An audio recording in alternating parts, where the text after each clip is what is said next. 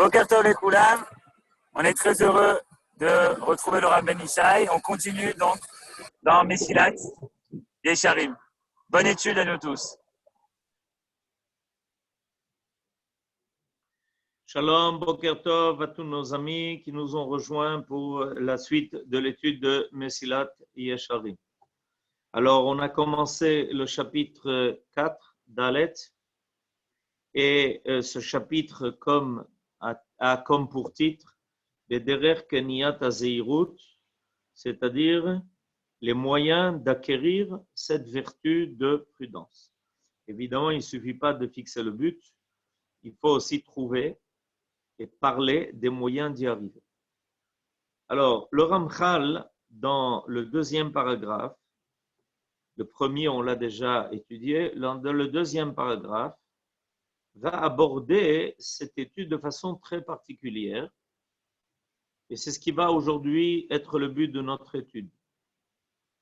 Il va expliquer qu'en fait, le travail sur les qualités et les vertus morales de l'homme sont différentes selon la catégorie de personnes à laquelle on appartient. Le travail n'est pas le même pour tout le monde. Il se fait de façon différente pour chacun. Il n'y a pas un seul parcours, il y en a plusieurs et il en détermine 3. En effet, le Ramchal va parler de 3 niveaux essentiels que l'on va trouver chez les hommes. Et en fonction du niveau où la personne se trouve, elle aura un travail qui sera différent. Les 3 catégories qu'il détermine sont les catégories suivantes. La première catégorie sont ceux qui tendent à la perfection, qui cherchent l'idéal, qui cherchent d'arriver au résultat le plus élevé. Il les appelle en hébreu Shlemei Hada'at, ceux qui ont une conscience qui est totale.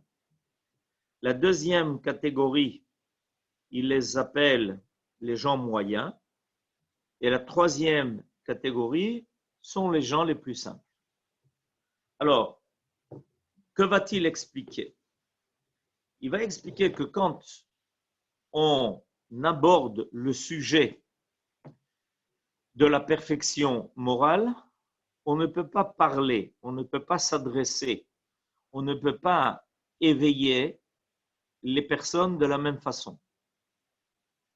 Il y a des gens auxquels on va devoir parler à un niveau très élevé pour pouvoir les éveiller, pour les conduire à perfectionner leur qualité, leur vertu. Il y a d'autres personnes, il va falloir se servir d'un autre moyen pour provoquer chez eux un réveil. Et il y a évidemment ceux vers lesquels on devra lancer un message qui sera simple et différent et qui aura un effet pour effet de renforcer et d'encourager la personne à se livrer à ce travail. Alors évidemment, on va commencer par le niveau, comme le Ramchal le fait, par le niveau le plus élevé. Le niveau le plus élevé, c'est quoi? Le niveau le plus élevé, ce sont les gens qui sont sensibles à l'idée du perfectionnement moral. C'est-à-dire, ce sont des gens qui ont conscience que, en fait, on est sur Terre pour réussir une aventure, l'aventure d'être l'homme qui, dans son histoire, va justifier complètement la présence en lui du Tselem Elohim, du fait qu'il a été créé à l'image divine.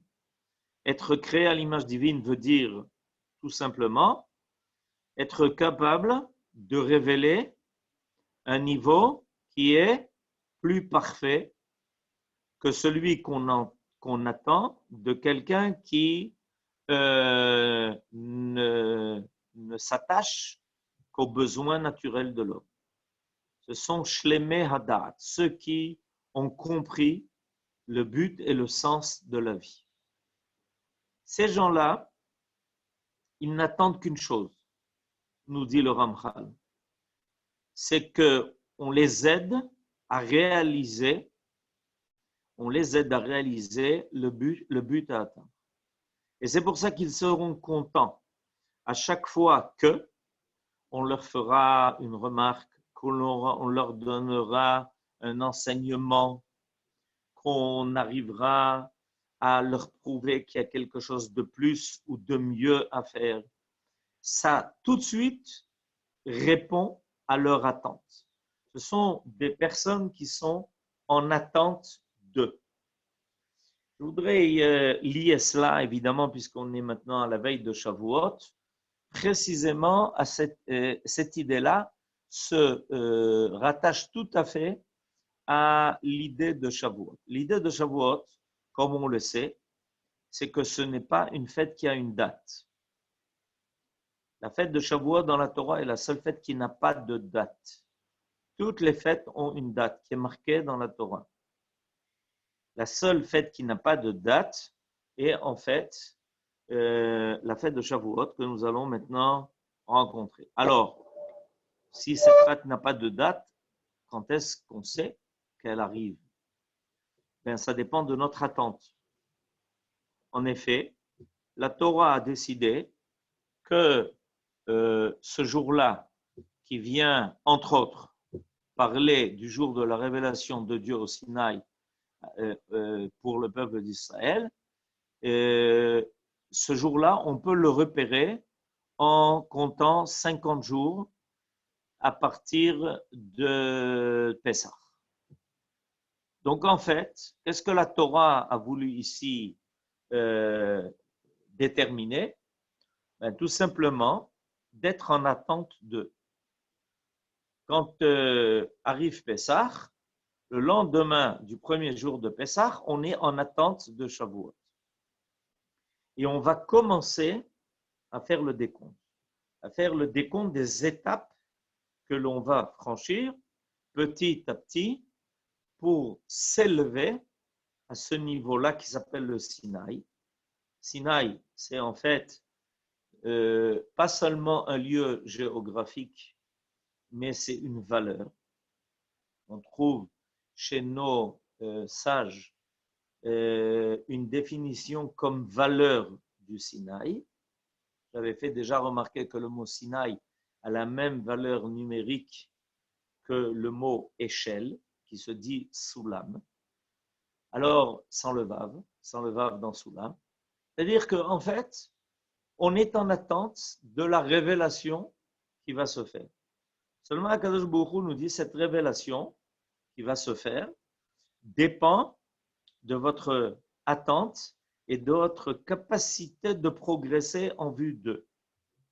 Donc, il y a ici quelque chose de très, très particulier. La Torah nous apprend quelque chose, c'est qu'il y a des valeurs qu'on ne peut atteindre, il y a des buts qu'on ne peut atteindre qu'à partir du moment où on décide de se mettre en chemin.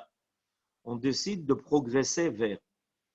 Et donc, en comptant ces 50 jours-là, on est en train de baliser le chemin que l'on a à parcourir. Alors, ce chemin que l'on a à parcourir pour que se fasse la révélation ne dépend pas de nous. La révélation du Sinaï ne dépend pas de nous. C'est-à-dire, ce qui nous attend au bout de 50 jours, le 50e jour, ne dépend pas de nous. Qu'est-ce qui dépend de nous? C'est d'arriver jusque là-bas. On est en attente de cette révélation. Mais ce n'est pas nous qui faisons la révélation. La révélation vient d'un niveau beaucoup plus élevé que le nôtre. Alors, quelle est la seule chose que l'on peut faire? Ben, tout simplement s'y préparer. Tout simplement avancer vers. Et on a une attente, on le désire. Plus notre désir d'y parvenir sera fort, plus notre attente sera vraie, plus le mariage sera réussi.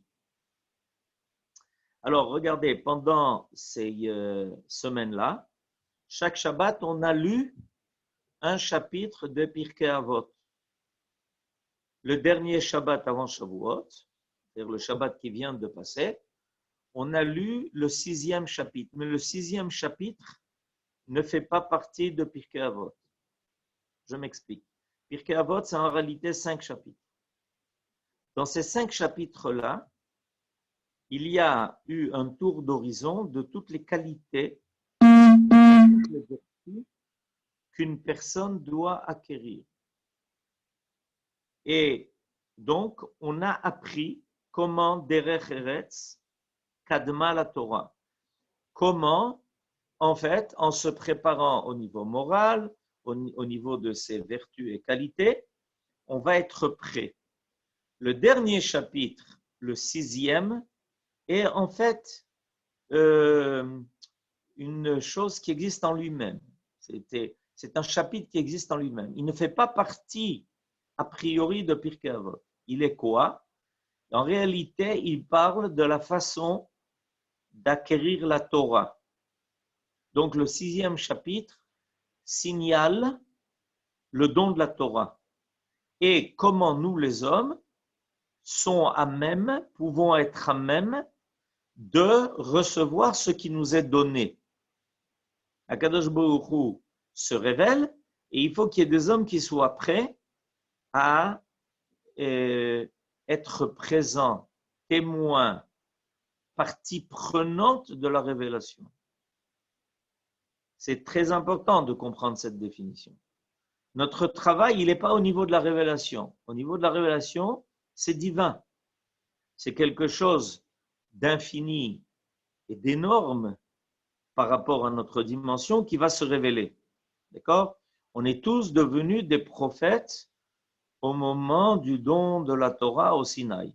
On est tous devenus des prophètes. Et d'ailleurs, ça n'a pas été évident. On s'est évanouis tous. Il a fallu qu'on nous ranime. Mais ce qui dépendait de nous, c'était de faire le chemin.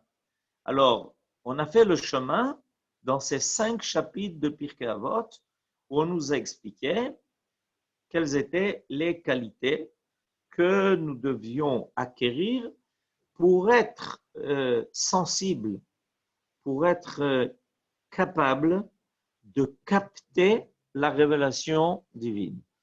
Alors, ça, c'est une notion fondamentale.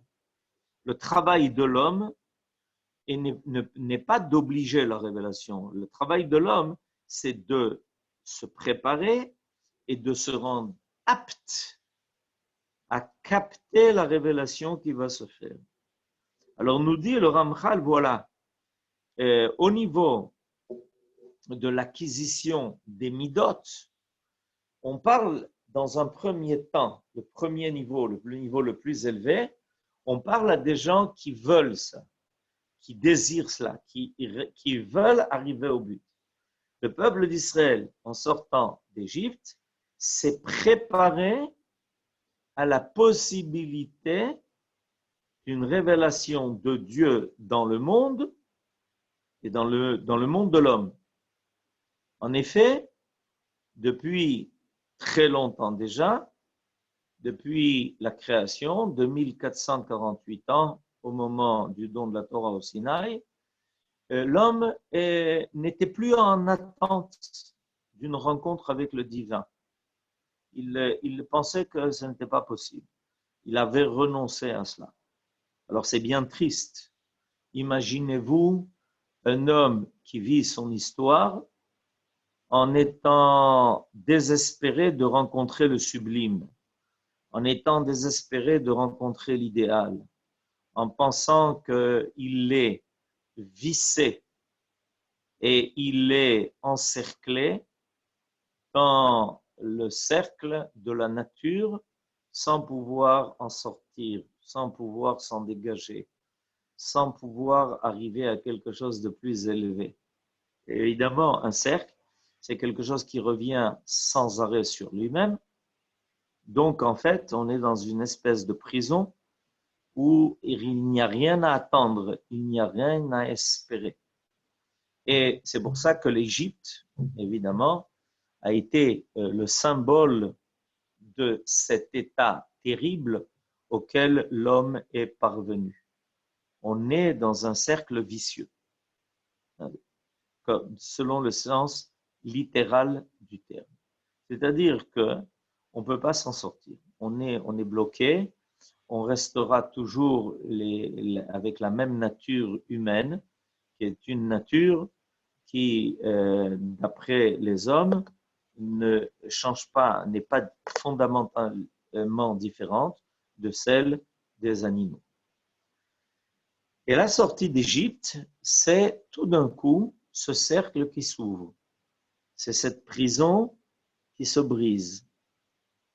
Et voilà que tout d'un coup, en sortant de l'Égypte, le peuple d'Israël comprend qu'il a quelque chose à espérer, qu'il peut maintenant trouver un niveau qui lui permettra de réaliser le côté divin qui est en lui et qui est capable de se dégager de toutes les entraves de la nature. Et petit à petit, il va se mettre en chemin. Ça va durer donc 49 jours, jusque le 50e va avoir la révélation divine qui va se faire au Sinaï. Qu'est-ce qu'on a fait pendant tout ce parcours-là, pendant ce chemin-là? Ce que l'on a fait, c'est qu'on s'est préparé. C'est que on s'est sensibilisé à l'idée de la révélation de la perfection. Et donc, on s'est laissé attirer par cela. On a été attiré par le Sinaï. C'est-à-dire que le Ramchal nous parle donc de cet homme-là, cette catégorie d'hommes-là, cette catégorie de personnes qui s'appellent les Shlemei Hadat. Ce sont ceux qui veulent, espèrent, attendent, prient, œuvrent pour pouvoir faire partie de l'idéal divin de la réalisation de l'histoire de l'homme avec l'histoire de Dieu sur terre. Donc ils vont, dès qu'on va leur dire, vous savez, vous n'êtes pas, vous êtes écarté un peu du chemin, comment, on y revient tout de suite. Il suffit qu'on leur fasse la moindre remarque pour leur permettre de tenir le chemin et ils vont tout de suite être attirés parce qu'ils cherchent le but, ils cherchent l'idéal. Et voilà ce que l'on a passé depuis Pessah. Depuis Pessah, en fait, on est donc dans ce chemin-là qui petit à petit nous rapproche, mais en réalité, on est attiré. En fait, pourquoi la fête de Shavuot n'a pas de date? Parce que la fête de Shavuot, c'est le phare qui se trouve devant nous et qui nous dit vers où aller, vers quoi aller. On attend cela. On est en attente, on désire profondément cela. D'accord? Et ça, ce désir de la perfection, c'est quelque chose qui doit apparaître en l'homme. On ne peut pas obliger l'homme à être parfait. On peut éveiller en l'homme le désir d'être parfait, mais on ne peut pas l'obliger à être parfait. Parce que, comme on trouve dans Shir HaShirim, c'est une question d'amour. C'est une question de réveil de la volonté. En réalité, il y a un réveil de volonté qui doit se faire. Et quand la volonté s'éveille, quand il y a, comme dit le verset de Shir HaShirim, Al teoreru et ahava ad sheterpatz. C'est-à-dire, n'obligez pas à réveiller l'amour jusqu'à ce qu'il s'éveille de lui-même. Akadosh Baruch Hu, il attend cela. On peut lui faire confiance qu'il se révélera dans le monde. On peut faire confiance qu'il nous donnera la force de réaliser l'idéal divin qu'il va nous révéler au Sinaï. On peut lui faire confiance. Mais ce qu'il attend de nous et qui dépend de nous, c'est de le vouloir, c'est d'être intéressé par ça, qu'on ait un intérêt pour ça. Et donc, c'est pour ça que Akadosh Baruch Hu, il n'a pas fixé une date. Si on avait fixé une date, on aurait tout simplement attendu la date. Et une fois que la date est arrivée, on dit, bon, la date est arrivée, c'est le jour où la Torah va se révéler. Mais ce n'est pas comme ça que ça s'est passé. Et voilà. Et en fait, toute notre histoire, elle est comme ça, au niveau individuel, collectif. Notre rôle essentiel est de éveiller notre désir à la perfection, de vouloir le tov. Est-ce qu'on arrivera finalement au tov complètement, totalement? C'est pas la véritable question. Parce qu'on y arrivera peut-être, mais pas seulement par nos propres moyens. Finalement, Akadosh Baruch Hu nous aide, comme on l'a appris. Il est là pour nous aider. Il est là pour nous donner les forces nécessaires pour y arriver. Ça ne dépend pas que de nous. Mais ce qui dépendra de nous, c'est au contraire de le vouloir. Et c'est pour ça que l'homme est en fait, comme on l'a déjà une fois expliqué, est un être qui est en chemin. Il attend, il fait ce chemin. Ensuite, ça nous est arrivé évidemment pendant tout le temps du désert. On est le peuple qui attend de rentrer en Eretz Israël. Vous voyez comment ça se passe? On sort d'Égypte et on est en attente de la révélation de Dieu au Sinaï. On marche dans le désert et on est en attente de rentrer en Eretz Israël. On franchit le Jourdain et on commence, cette fois-ci, non pas 40 ans, mais 400 ans, d'accord, en attente du Beth Amikdash. On est donc en attente on le veut, on le désire. Tant que ça ne s'est pas manifesté, le Beth Amikdash n'a pas été construit. Pour qu'il soit construit, il a fallu développer ce désir de Beth Amikdash, cette volonté du Beth Amikdash. Et développer le désir et la volonté du Beth Amikdash, c'est évidemment surtout mettre en place les valeurs qui puissent amener l'homme à pouvoir rejoindre le Beth Amikdash. La révélation du Beth Amikdash, selon Rashi, le Beth Amikdash est quelque chose qui descend des cieux, près. C'est Dieu qui fait apparaître le Beth Amikdash, le temple sur terre. C'est Dieu qui le fait. Selon Rashi, c'est comme ça que ça se passe. C'est-à-dire qu'en fait, alors, si c'est Dieu qui fait apparaître le temple sur terre, qu'est-ce que nous avons à faire? Nous avons à le vouloir. Et nous avons à le vouloir, pas simplement en disant « je veux le Beth Amikdash ». C'est pas sérieux de dire « je veux le Beth Amikdash », comme si c'était un jouet et qu'on attend que quelqu'un nous donne ce jouet. C'est pas sérieux. D'accord? On est d'accord. Alors, ça veut dire quoi, je veux le Beth Amikdash? Ça veut dire que je suis capable d'orienter ma vie aussi bien à notre niveau individuel qu'à notre niveau collectif. On est capable d'orienter notre vie à un tel niveau que notre niveau moral et spirituel est tel qu'il prouve l'attente de la Kedusha, qu'il prouve l'attente de quelque chose de plus élevé que ce qui est. Si il n'y a pas dans notre vie quotidienne et notre vie nationale quelque chose qui prouve que l'on attend quelque chose de plus élevé, alors donc on peut dire qu'on veut le Beth Amikdash, mais ça ne veut rien dire. Ce n'est pas un jouet. Le Beth Amikdash n'est pas évidemment un jouet que Kadosh Baruch Hu a mis quelque part dans une armoire, et puis quand il viendra, il viendra, il nous donnera le jouet. Le Beth Amikdash, comme on le sait, est déjà tout prêt. Il est prêt. Il a précédé la création du monde, le Beth Amikdash. Donc, qu'est-ce qui se passe? Il faut qu'il soit attiré dans notre monde. Il y a donc il faut qu'il soit attiré dans notre monde. Pour être attiré dans notre monde, il faut qu'il puisse rencontrer des hommes, des personnes, un peuple, le peuple d'Israël, qui se trouve à un tel niveau que il est là, il est prêt, il a toutes les valeurs déjà nécessaires en place pour pouvoir rencontrer le Beth Amikdash. Alors, ce que je viens de dire là, vous avez vu, on a vu trois choses là. D'accord? On a vu que lorsqu'on est sorti d'Égypte, on a fait un travail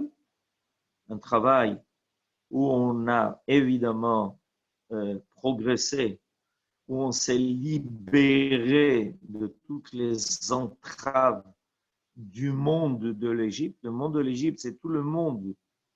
L'Égypte est l'aboutissement du monde de l'homme sans Dieu. C'est une définition qui est importante, ce que je viens de donner.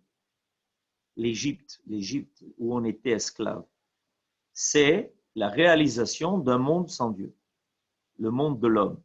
Et donc, ce monde de l'homme sans Dieu, c'est un monde où on est tous dans une prison.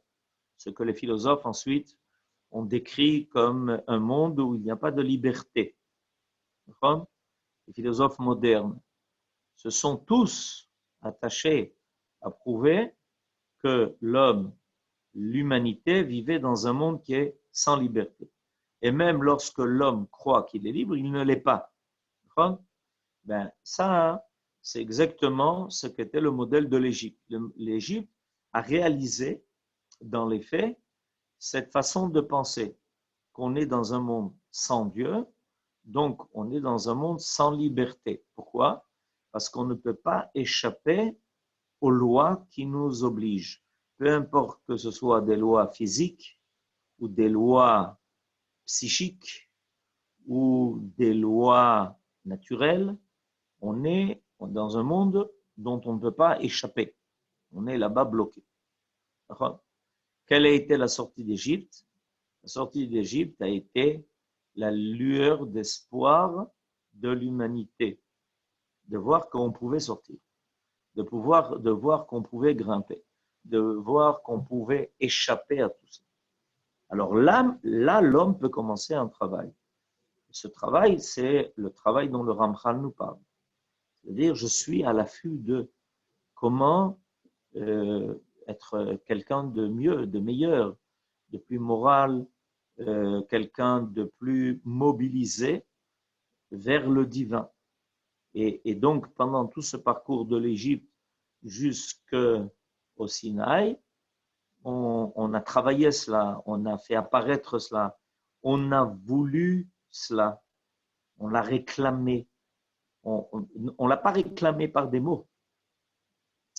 Je mets l'accent sur ce fait-là, parce qu'il y a beaucoup de gens qui ont des mots, dont des devises, mais ce n'est pas comme ça que ça se passe.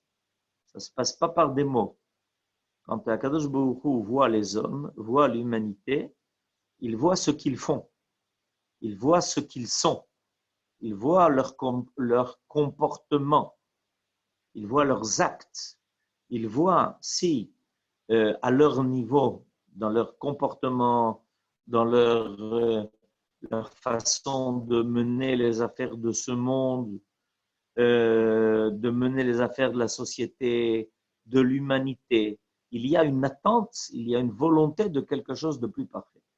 S'il y a ça, se révèle quelque chose de plus divin. Il y a une intrusion du divin dans notre monde.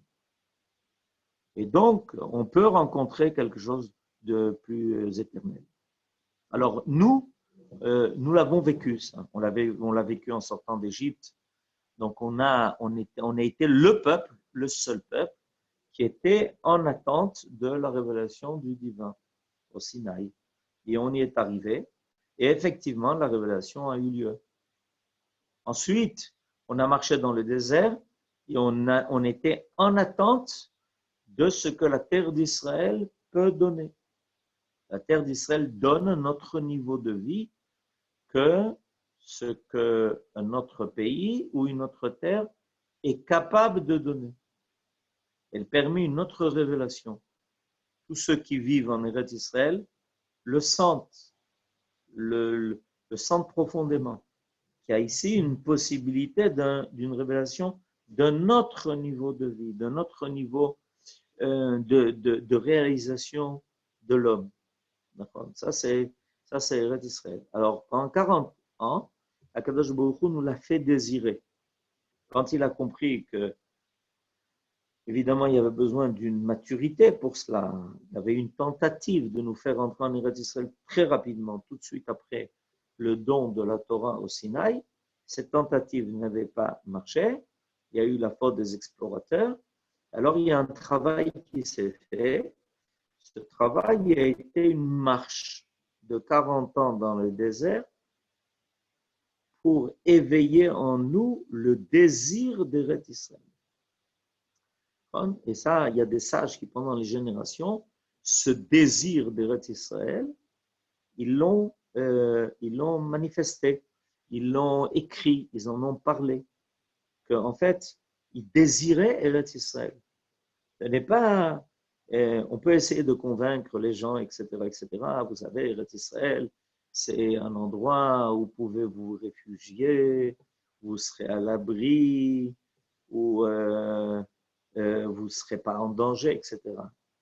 C'est une façon d'aborder la valeur d'Eretz Israël qui est très, très limitée, qui est très élémentaire. Pour le Ramchal, ce sont les gens qui font partie de la 3e catégorie. Quand on parle de la première catégorie, on parle de personnes qui désirent le Tov, qui désirent la perfection, qui désirent donc Eretz Israël. Quand nos sages, à travers toutes les générations, les grands sages d'Israël ont parlé d'Eretz Israël, ils en ont parlé comme quelque chose qu'ils désiraient, qu'ils attendaient, qu'ils voulaient. Et ils se préparaient à cette possibilité d'y arriver, de rencontrer le lieu où Dieu veut se révéler. Alors nous, quand il y a eu la faute d'explorateur, Akadosh Baruch Hu a dit, vous devez de toute façon arriver en Eretz Israël, mais il faut le désirer, ben faites-le pendant 40 ans. Et pendant 40 ans, on a donc appris à désirer, à vouloir, à suffisamment être vertueux pour que Eretz Israël vienne à notre rencontre, parce que nous allons vers elle. Comme toute chose, quand on désire la chose, elle vient à notre rencontre. Et parce que Rabbi Yehuda Levi l'a formulé en disant Yatzati likratecha velikrati metzaticha. Une très très belle phrase de Rabbi Yehuda Levi. Je répète la phrase. Yatzati likratecha, je suis allé à ta rencontre. Yatzati likratecha velikrati metzaticha. Et je t'ai trouvé alors que tu venais à ma rencontre. C'est-à-dire que Rabbi Yehuda Levi a révélé ici un secret. Quand on sort à la rencontre du Tov, du bien, du divin, on va s'apercevoir que cette valeur vers laquelle on s'est dirigé est déjà en route vers nous. Yatzati likratecha velikrati metzaticha. Alors, nous sommes sortis d'Égypte pour aller vers le Har Sinaï, et le Har Sinaï nous attendait. Tout était prêt et nous attendait. On a ensuite marché dans le désert pour aller vers Eretz Israël, et quand on est arrivé en vue d'Eretz Israël nous attendait.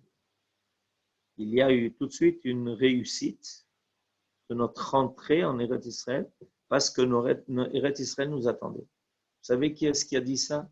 Celle qui a dit cela, c'est quand les explorateurs sont parvenus à Yéricho, ils sont arrivés envoyés, les explorateurs sont arrivés à Jéricho envoyés par Yahushua. D'accord? Rachav leur dit, ah oui, mais je vous attendais. On savait que vous alliez venir. Je n'ai qu'une demande, c'est si vous pouvez aussi me sauver, parce qu'on sait que la ville de Jéricho va tomber entre vos mains. Et à chaque fois qu'on va vers quelque chose qui est meilleur, qui est parfait, qui est sublime, la chose en question va déjà venir vers nous. Et donc, Eretz Israël nous attendait. Et c'est ce qui nous est arrivé aussi. On est parti, on est sorti de l'exil vers Eretz Israël. Et Eretz Israël nous attendait. Et tout de suite, elle nous a répondu, elle a répondu à notre appel et elle nous donne une abondance, une réussite qui n'a pas d'égal dans le monde entier. Et le Beth Amikdash, ça a été pareil. Ok, le Beth Amikdash, petit à petit, on l'a voulu, on l'a désiré, on l'a réclamé, on s'y est préparé, on a fait apparaître la royauté. Sans royauté, c'est pas possible. Donc, on l'a fait apparaître finalement cette royauté par Shaoul, par David et par Shlomo. Et quand Shlomo est arrivé, voilà, très facilement, très rapidement, le Beth Amikdash a été construit. Et on peut continuer comme ça. On peut s'apercevoir à travers notre histoire que dès que l'on a réclamé quelque chose, que dès qu'on a voulu quelque chose, et qu'on s'y est préparé, qu'on a œuvré pour cela, qu'on s'est amélioré vis-à-vis de cela, la chose qui a été désirée est venue à notre rencontre. D'accord? Pendant 19 ans, depuis l'indépendance de l'État d'Israël, on a voulu Yerushalayim. On l'a désiré. Et on n'avait aucune idée comment y arriver. Aucune idée. Pendant 19 ans, depuis la création de l'État d'Israël et le partage de Jérusalem, on ne pouvait pas aller au Kotel. Il y avait au milieu de Jérusalem une muraille qui séparait la ville en deux. Les gens rêvaient, les gens attendaient, les gens désiraient, les gens se préparaient à cette possibilité. Et dès que ça a été suffisamment mûri, alors Yerushalayim s'est livré à nous. Et on y est arrivé en quelques heures. Chose qui paraissait impensable, qui nous laissait rêver pour des années et des années et des années. Tout d'un coup, Jérusalem est venu à notre rencontre. Yerushalayim, le Kotel est venu à notre rencontre. Nous avons couru vers lui et il s'est présenté devant nous. Alors, c'est le même travail au niveau des midot. C'est ce que nous dit le Ramchal. Ceux qui sont profondément convaincus que la réussite de l'homme sur terre doit être une réussite de tendre à la perfection, ils vont donc chercher, ils vont être à la recherche, ils vont être en quête de tout le moindre petit détail, la moindre petite chose qui sera réclamée d'eux, immédiatement les éveillera, les réveillera, disant mais qu'est-ce que je peux faire de plus? En quoi je peux contribuer à atteindre, à m'auto-perfectionner ou à aider les autres à se perfectionner ou à faire que le monde dans lequel on est meilleur, à faire que la société s'améliore, à faire que le peuple tende vers un idéal plus élevé que l'idéal qui ne soit que les besoins d'ordre matériel. Et à ce moment-là, tout d'un coup, les choses se réveillent et se révèlent. Exactement comme ce que l'on est en train de franchir maintenant. Il ne nous reste plus longtemps pour terminer les derniers raffinements de notre préparation morale. au don de la Torah à Shavuot. Et on fait toujours au dernier moment. C'est un peu comme la préparation du Shabbat, par exemple, aussi, dans le temps. La préparation du Shabbat dans le temps. Vous voyez bien qu'on prépare Shabbat jusqu'au dernier moment. Et il y a encore un petit détail, il y a encore une petite chose à faire. Et on se rappelle au dernier moment qu'on n'a pas encore préparé ces petites choses qui rendra Shabbat tout à fait particulier, qui fera que le Shabbat ne ressemblera à aucun jour, aucun autre jour de la semaine. Et quand on y arrive, et bien voilà, tout d'un coup, Shabbat est là, il est venu à notre rencontre. C'est ce que l'on dit chaque vendredi soir, Boi Kala, Boi Kala. Quand on invite la Kala à se présenter. La Kala, c'est évidemment Shabbat. Mais pour que la Kala puisse se présenter, il faut que tout soit prêt pour le mariage.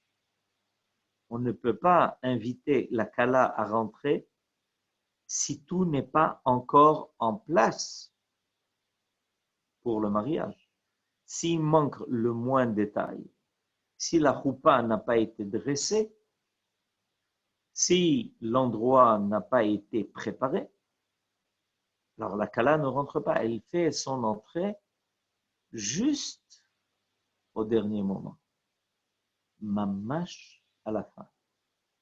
Et pour cela, le Khatan a dû beaucoup œuvrer. Il a beaucoup fait d'efforts pour que tout soit parfait. Pour que tout soit en place. Tous les détails. Nachon, pour que tout soit en place. Pour que toutes les tables soient dressées. Pour que toutes les lumières soient allumées. Pour que la choupa soit bien décorée. Il a tout fait, tout fait. Et dès qu'il aura tout fait, tout d'un coup, la Kala apparaît. Ben, c'est pareil. En réalité, c'est ça. La Kala, c'est évidemment, notre âme. Et puis, à Shavuot, c'est la Torah. Et elle a réclamé de nous maintenant, pendant tous ces jours-là, qui se sont écoulés depuis Pessah jusqu'à aujourd'hui, elle nous a demandé de tout préparer. Et dès qu'on aura tout préparé, tout mis en place, voilà que tout d'un coup, on y est. On arrive, tout d'un coup, on est là à Shavuot. Shavuot est devant nous. Et on se dit, mais c'est incroyable, on y est là. On est là. On est arrivé à Shavuot. Et ce qui est extraordinaire en plus à Shavuot, c'est que à part la Kala, il n'y a rien d'autre qui nous attend. C'est un mariage qui est total. Il n'y a pas de mitzvah de la fête de Shavuot. C'est la seule fête où il n'y a pas de mitzvah en particulier. La simple rencontre avec la Kala est la chose la plus sublime que le Khatan peut espérer. Est-ce que le Khatan veut quelque chose de plus que de rencontrer la Kala sous la choupa? Rien. Il n'a pas besoin de plus. Il n'a pas besoin de, comme des fois, j'assiste à des choupotes et on voit que des gens font des discours d'1h30 pour expliquer des choses qu'on n'a pas besoin maintenant d'entendre. Parce qu'il ne faut surtout pas voler ce moment sublime qui est la rencontre du Khatan avec la Kala, la rencontre de l'homme avec son âme, la rencontre du peuple avec la Torah, la rencontre du monde avec son créateur. On n'a pas besoin de plus que cela. Et si on nous demande, mais qu'est-ce qui s'est passé au Sinaï? Qu'est-ce qui est extraordinaire?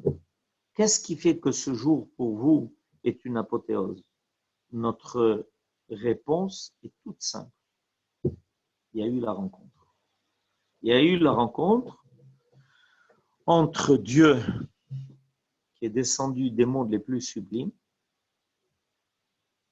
et qui nous a fait le bienfait de nous rencontrer. Et nous, on est allé vers lui. Depuis notre sortie d'Égypte, depuis la sortie de ce monde infernal qui était l'Égypte. qui a voulu créer un monde sans Dieu, sans la présence du parfait, on y est arrivé, on est parvenu, et pour nous, ça a été la réalisation en soi. C'est pour ça que la fête de Shavuot n'a aucune mitzvah particulière, parce que l'essentiel, la chose la plus sublime, a été la rencontre en elle-même. Alors, nous dit le Ramchal, les hommes qui sont à un niveau plus élevé, on n'a pas besoin de leur expliquer, on n'a pas besoin de leur prouver pour quelle raison être parfait. Ils le désirent, ils n'attendent qu'une chose, c'est tout mettre en place au niveau de leur nefesh, au niveau de leur être, au niveau de leur comportement, pour pouvoir permettre cette rencontre avec le divin, avec le parfait. Alors mes amis, il nous reste encore un jour et demi pour nous y préparer. Alors j'espère que Bezrat Hashem, on sentira cette rencontre à Shavuot et que on mettra à profit le temps qui nous reste pour nous préparer et rencontrer la Kala, la Torah, et rencontrer celui qui vient vers nous, parce que nous, on va vers lui. Bezrat Hashem, Chag Sameach à tout le monde. Demain, si Dieu veut, on a un cours en vue de Shavuot, à la place du cours qui en général a lieu le vendredi pour la Parashat Shavuot. Demain, on aura donc ce cours en vue de Shavuot et nous devons nous retrouver comme d'habitude à 11h15. Chag Sameach et Shabbat Shalom à tout le monde pour très bientôt. Amen. Kanye Iratza.